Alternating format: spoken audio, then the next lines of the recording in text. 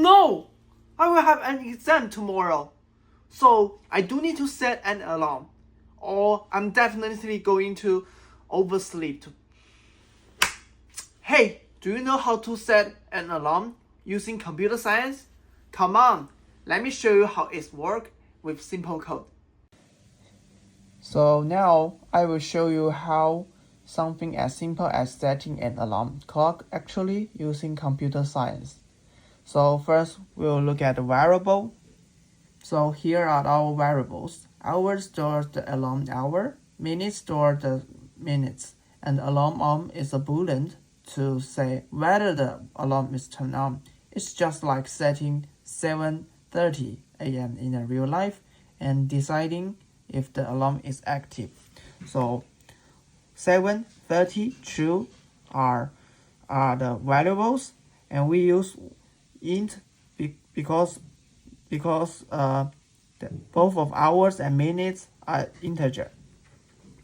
So now we will look at the Boolean expressions. So this is a Boolean expressions. We ask, do you want to set an alarm? If the user enter 1, that means true, and you will read the input from here, and the alarm will be set, just like when you tap the alarm switch on your phone. So use bool set alarm, and it will read the input. If the set alarm, this variable is true, and it will run the following code like code print the alarm will be set. So let's focus on the branching if or else. So here we use if or else to check if it's AM or PM, or whether it's weekday or weekend. This is useful in real life when we set different alarms of weekdays and weekends. So you can see if the hour is less than 12, so if this condition is true, it will print it's AM. So if this condition is failed, it will run this code, which is print count it's PM. So in another branching, so if the day is Saturday or day is Sunday, either of one is true, so this condition will be true, and then it will run is the weekday. So if none of this condition is true, so this will be false, and then it will run this code, and it will called print its weekday. Now we go to the loop part. We use while loops as an example.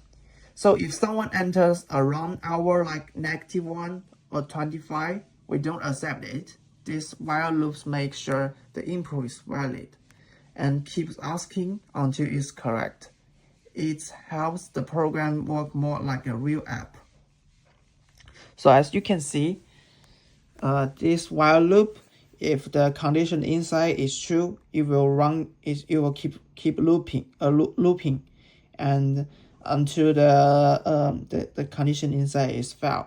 So if the hours is less than 0, which is negative, or the hours more than 23, we don't accept this input, so that it will run the following code, which is account invalid hour, enter again, and so the user will see this line, and then we use std_syn to read the new input from the user. And now we go to the function part, and this is a function. We send it the hour, minute, and whether the alarm is on. It prints the right message depending on the alarm status, just like calling a built-in alarm function in your phone. So you can see load show alarm. So load is the type of function, and it's so we use it when we need to define a function and without any return. So this is what show alarm. Int h is hour, int m is minute, bool on is whether the on is on. So if the alarm is on, the condition inside is true, it will run and print alarm set for what? For the h and the m, the hours and the minute, which the user input. So if the alarm is off, so it will count alarm is off, and that's it. So how does this relate to our real life? You pick a time that's variable, and you turn on or turn off the alarm, that's the boolean. And for phone to check if it is weekday or weekend, as if or else branching. And then you can't enter the wrong time, that's the loops. And the alarm can work and ring because we set a function to make it happen, just like in the real life. And now I have set an alarm for tomorrow 7:30. Hope I can get a great grade. See you tomorrow. Have a good night.